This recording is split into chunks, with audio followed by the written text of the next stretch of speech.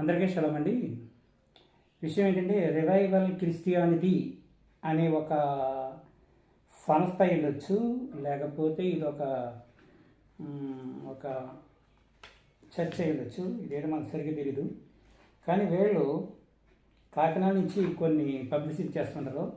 Revival Christianity, ఇది revival Christianity అని చెప్పి ఇలాగా చేస్తుంటారు. వీళ్ళు బ్రెన్హమైట్స్ మీద, అలాగే యెహోవా సాక్షుల మీద, అలాగే క్రీస్తు విరోధుల మీద, క్రైస్తవుల కోసం అని చెప్పేసి ఖురాన్ మరియు ఇస్లాం మీద, యెషువా మెస్సయ్య అని వాళ్ళ మీద, జూడాయిజం మీద, ధర్మశాస్త్రం మీద, ఇలాగా కొన్ని ఏంటంటే వీళ్ళందరూ కూడా అబద్ధికులు, అంటే ఇవన్నీ కూడా అబద్ధ బోధలు అంటూ వీళ్ళు కొన్ని బుక్లెట్స్ ప్రింట్ చేసి క్రిస్టియన్స్కి పంపిస్తుంటారు.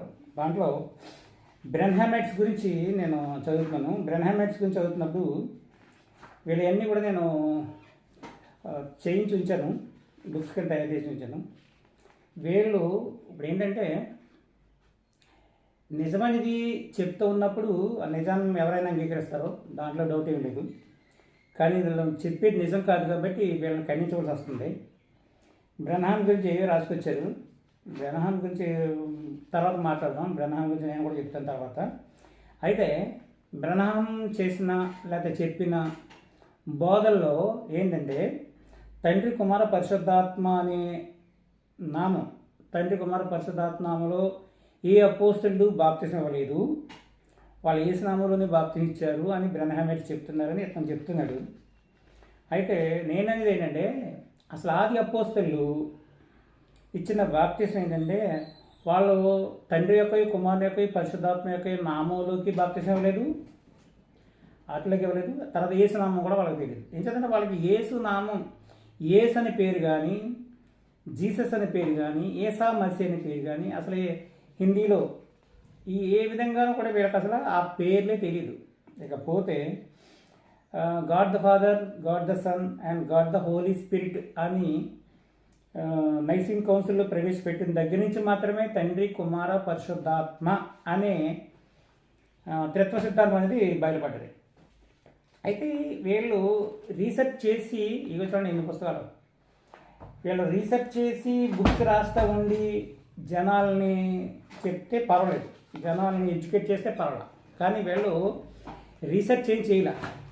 రీసెర్చ్ చేయకుండానే వీళ్ళకి తోసింది చెప్పుకుంటూ వెళ్తున్నారు. తెలుగు బైబిల్ తీసుకుని ఏసునామంలో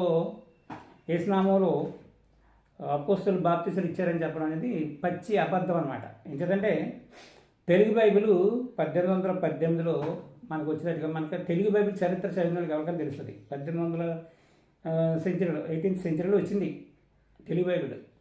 తెలుగు బైబిల్కి ముందు ఏ బైబిల్లో కూడా యేసు అని పేరు కానీ, యేసుక్రీస్తు అని పేరు కానీ లేదు. మరి అలాంటప్పుడు ఈ రివైవల్ క్రిస్టియానిటీ అని ఈ అబద్ధికులు బ్రెన్హమైట్స్ చెప్పారని చెప్పి యేసునామంలో బాప్తిస్మము అపోస్తలు ఇచ్చారని వీళ్ళు కూడా చెప్పడం, అది ఎంత అబద్ధం, పచ్చి అబద్ధం. చూడండి, మీరు ఆది అపోస్తల గురించి మీరు చూస్తే ఆది అపోస్తలంతా కూడా యెషువా మెస్సయ్య నామంలోనే బాప్తిసాలు ఇచ్చారు. అపోస్తలుగా 4:12 చెప్తారు, మరి ఎవరి వలన రక్షణ కలగదు, ఈ నామంలో మనం రక్షణ పొందవలను, కానీ ఆకాశం క్రింద మనుషుల్లో ఇవ్వబడిన మరి ఏ నామం రక్షణ పొందలేము అని చెప్తున్నారు. పేతురు అపోస్తలుగా 2:38 ఏం చెప్తారంటే, పేతురు ఆయన ఒరిజినల్ పేరు కేఫా.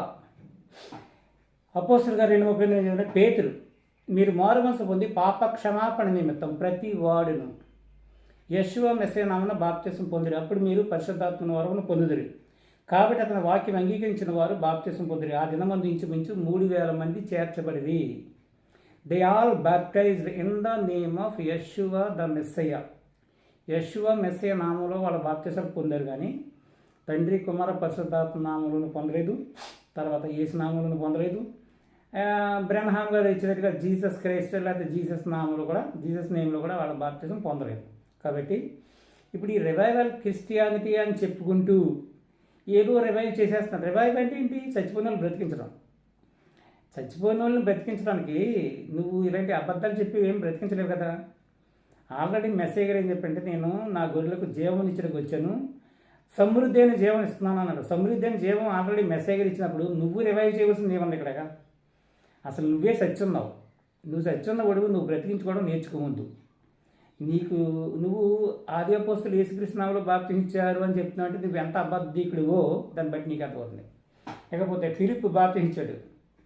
ఫిలిప్పు కూడా 8:12 అయితే ఫిలిప్పు దేవుని రాజ్యం గుర్చియు యేసు మెస్సీయ నామం గుర్చియు సువార్త ప్రకటించుండగా వారు అతను నమ్మి పురుషులను స్త్రీలను బాప్తిసం పొందిరు. అంతకుముందు వారిలో ఎవరి మీదనో ఆయన దిగి ఉండలేదు.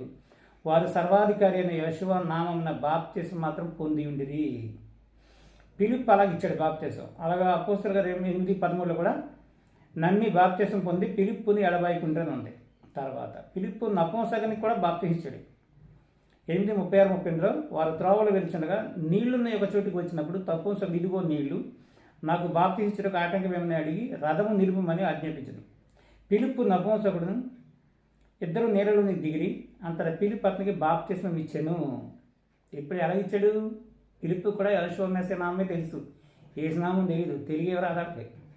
అననీయ సౌలుకు బాప్తిసం ఇచ్చాడు. అననీయ కూడా ఎలా ఇచ్చాడు? 9:17-18 చదువుతుంటే అననీయ వెళ్ళి ఆయన ప్రవేశించి అతని మీద చేతులుంచి, సౌలా సహోదరుడా, నీవు వచ్చిన మార్గంలో నీకు కనబడిన సర్వాధికారిని యేషువ నీవు దృష్టి పొంది పరిశుద్ధాత్మతో నింపబడినట్లు నన్ను పంపి ఉన్నాడని చెప్పాను. అప్పుడే అతని కన్నుల నుండి పొరల వంటివి రాలగా దృష్టి కలిగి బాప్తిస్మం పొందెను.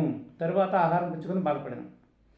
అలాగే పేతురు కూడా కొర్నేలికి బాప్తిస్తాడు. అపోస్తలుల గారు 10:47 అందుకు పేతురు, మనవలే పరిశుద్ధాత్మను పొందిన వీరు బాప్తిసం పొందకుండా ఎవడైనా నీళ్లను ఆటంకం చేయగలరని చెప్పి యేషువ మెస్సీయ నామమందు వారు బాప్తిసం పొందవాలని ఆజ్ఞాపించను.